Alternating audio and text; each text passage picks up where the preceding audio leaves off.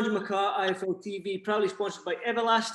Always delighted to be joined by Mr. Jordan Gill with the fresh fade, the fresh cut, looking good, looking smooth. Look at that, ladies and gentlemen. Straight out the shower, it needs sorting, but it's better than what it was, eh? Yeah, mate, you look the part, and that's the main thing. Yeah, first and foremost, man, how's things? How's life? How's training going? Yeah, good, mate. We're training very hard. It's all systems go. Life's good. Just working hard. Hopefully, we're on the back end of this pandemic now. We're enjoying the Euros. We've got a big. I know you'll probably be number one Italy supporter on Sunday. Forza Italia. You are, sorry? I said Forza Italia. I can speak Italian now. Yeah. You're going to be eating pizza all day, aren't you? Yeah, we deep fry their pizzas. We deep fry their pizzas. That's how much we love them. Cool. Sounds good. Now, listen, I hope you do it, mate. Listen, if it just shuts you up about this, it's coming home, then just win it, man. So I've never had to hear that song ever again. I'm good to It'd go. be about time, wouldn't it? Yeah. I mean, you deserve the players you've got. You're at Wembley, man. It's probably been the easiest route for you to get to a final, to be honest. But and you didn't. And listen, if you do win it, Jordan, you didn't beat Scotland, so that's the only thing. That's true. That's true. We'll be the only people we ain't beat the whole way through. Yeah, so. We'll dine off that. We'll dine off that for about 10 years. But back to you anyway, man. Like I saw somewhere that your mandate for the European title against Andoni Gago Jazza. We've seen his fight with Gavin Donnell. If people didn't fight, it was a technical draw and stuff like that. Yep. So how delighted are you? I mean, after the sort of like, I remember after the Tinoco fight, how ill you were, and then you had the other problems and stuff like trying to get a fight. I know how sort of like desperate you were to get back into that position to fight for major titles. So how happy are you to get this fight? I don't know if it's signed, sealed, delivered. I don't know what's going on, but if you can just elaborate more on the mandated position and Andoni himself. Yeah, I'm absolutely buzzing to be in the position that I'm in. Obviously, I got a couple of good wins. I beat Ryan Doyle for the Commonwealth, gained some momentum, won the WBA International in my hometown in Peterborough, and it was all going well. And then obviously I got beat, illness and all sorts happened. And then coming back, I got the thyroid issue, and it was one thing after another for me. And I feel like now I've had a good comeback fight in Italy.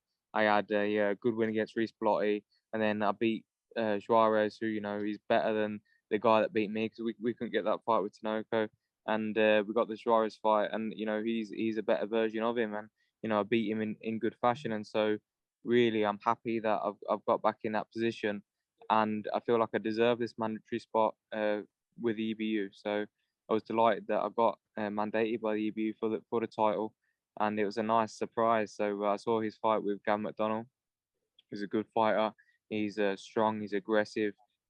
He will, fight with his heart on his sleeve, and probably bring it to me the whole fight. So it's a great challenge. He's been champion for a while now, and it's an opportunity that I can't turn down. It's an opportunity that I'll grab with both hands, and it's looking like that. I think they're in private negotiations now, but it's looking likely that we're going to have to travel to Spain for it.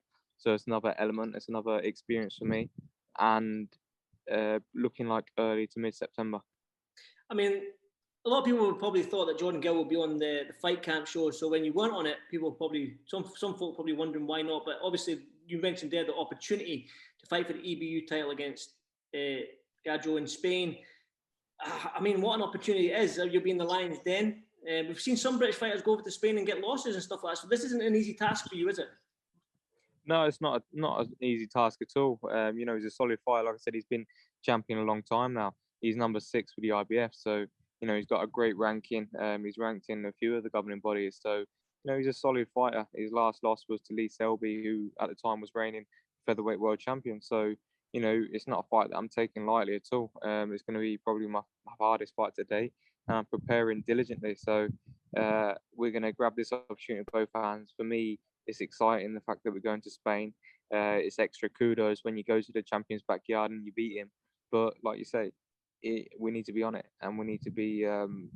We need to tick all the boxes, and I need to, make it so obvious. If I don't stop him, it needs to be so obvious for the judges that I've won every round. So, I'm going to be doing everything in my power to make it a very wide victory, if not a stoppage. So, you know, we're working on things in the gym to make sure that happens. I'm looking forward to putting it into practice. Stylistic, what kind of fight are you expecting then, stylistically, as you prepare for this fight? I'm expecting a very tough fight. You know, he's short, he's got a low center of gravity. His timing is similar to probably, you know, a Mexican, South American style. He'll look for power shots. He'll leap in with big left hooks. He'll, you know, feint with a left hook and come over the top with a bowler right hand. You know, not so much a typical Mexican style, but you know, he's got a South American style, and he's an aggressive fighter. He'll want to hurt him with every shot. He looks like he's got power in both hands, and it's going to be interesting to see how he brings it. And whatever happens, I'm just got to be ready to deal with what's in front of me on the night. I'm going to have to study a bit more before the fight because I've seen his fight with Gavin McDonald, but not too much else.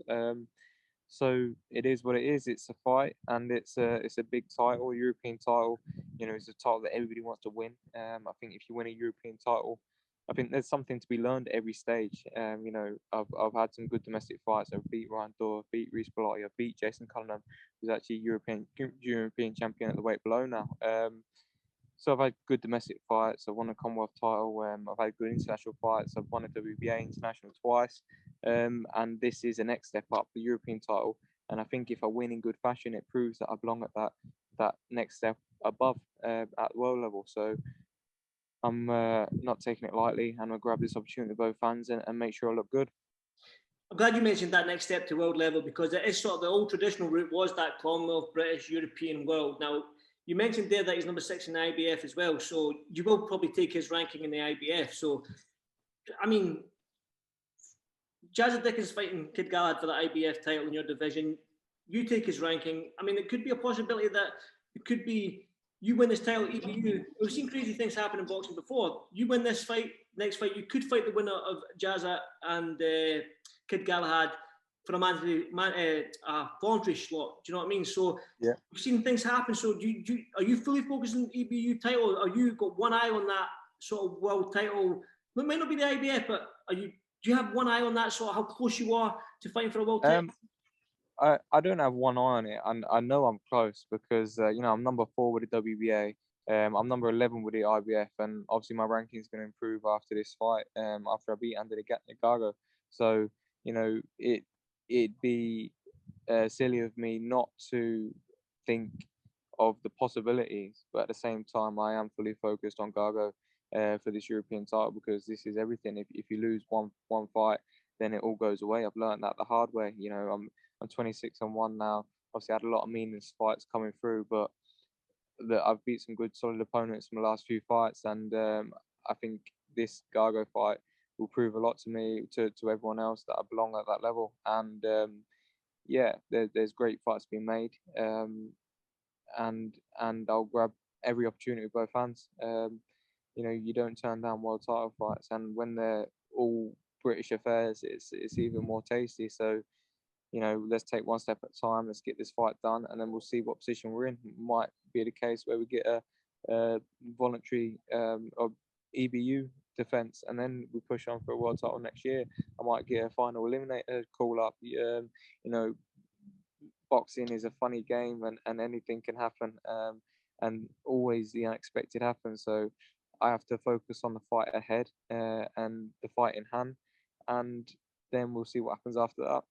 Exciting times ahead. You know what I mean? The next 12 months could be very, very exciting for yourself. So I mentioned Jazza, and you mentioned Old British Affair with Kid Galahad. Just what your thoughts on that fight? I mean, the featherweight division right now, you've got your good friend Lee Wood down there. There's talks about, I'm hearing, against Kanju, which is a good fight. You've got Kid Galahad against Jazza Dickens, we just spoke about there. Yourself's in there. I mean, Josh Warrington's a featherweight. I mean, it's an exciting division. A division that not many people are talking about, but when you actually break it down and look at who's in that division domestically, I mean, it's one of the best divisions, surely.